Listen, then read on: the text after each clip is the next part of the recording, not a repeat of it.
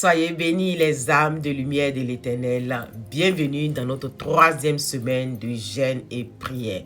Comme vous savez, nous sommes dans ce programme de transformation spirituelle. Et donc, nous sommes à notre dernière semaine, des transformations spirituelles. Donc, nous sommes dans la semaine de gratitude et de récupération de notre grâce. Et nous sommes en train de voir le thème de la reconnaissance et la restauration. Amen. Donc, hier, nous avons vu comment nous pouvons exprimer les grâces reçues, comment exprimer la gratitude. Et aujourd'hui, nous allons voir la valorisation de la reconnaissance. Amen. Donc, nous allons partager quelques versets dans le livre de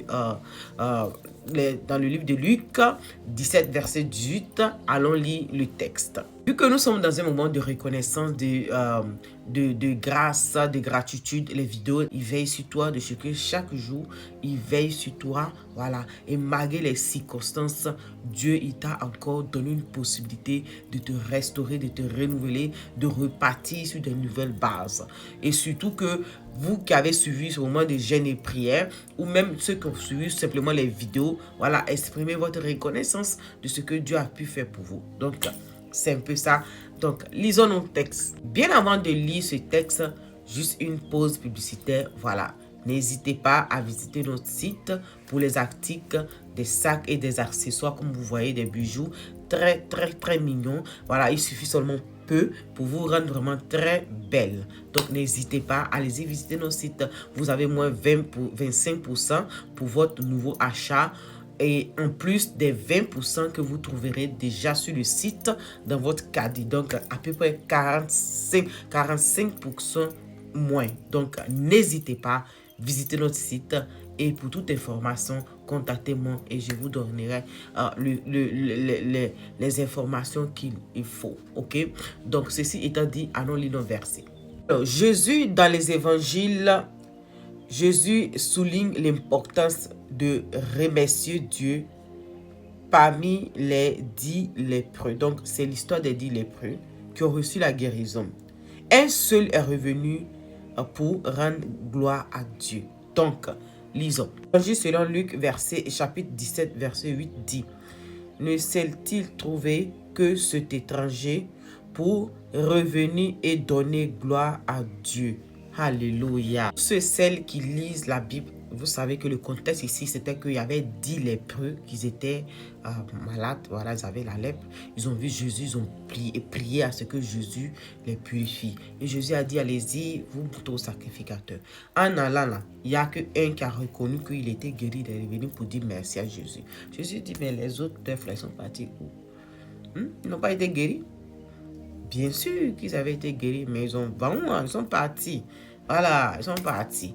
Mais Jésus a dit que celui qui est revenu, non seulement il a eu la guérison, mais son âme a été sauve.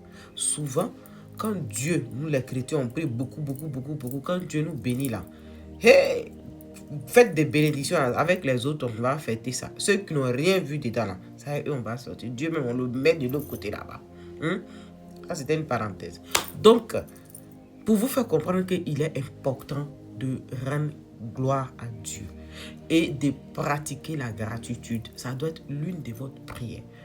C'est-à-dire, c'est une prière qui ne doit pas manquer dans votre bouche. La Bible nous fait comprendre que nous devons rendre grâce à Dieu en toutes circonstances, en tout lieu. C'est-à-dire, tu dois être, que le pire arrive, tu dois rendre gloire à Dieu. Ce n'est pas que Dieu veut que ce truc-là t'arrive. Mais la Bible nous fait comprendre que tout concourt au bien de ceux qui aiment Dieu. Si tu comprends ça, la gratitude là, ça va être une des premières prières que toi tu dois exprimer. Amen. Donc, pour parler maintenant de la restauration des grâces perdues, parce que nous avons dit que c'est un moment de remerciement et la restauration des grâces que nous avons perdues.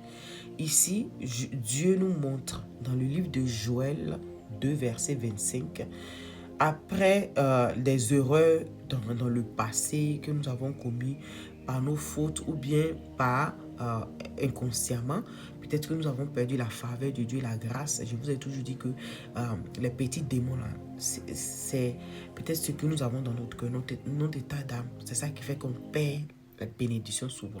Ou bien on donne accès aux autres, voilà, de venir voler ce que on a reçu, ou bien ce que nous avons conscient, inconsciemment, les gens viennent, voilà, et puis nous dévorent.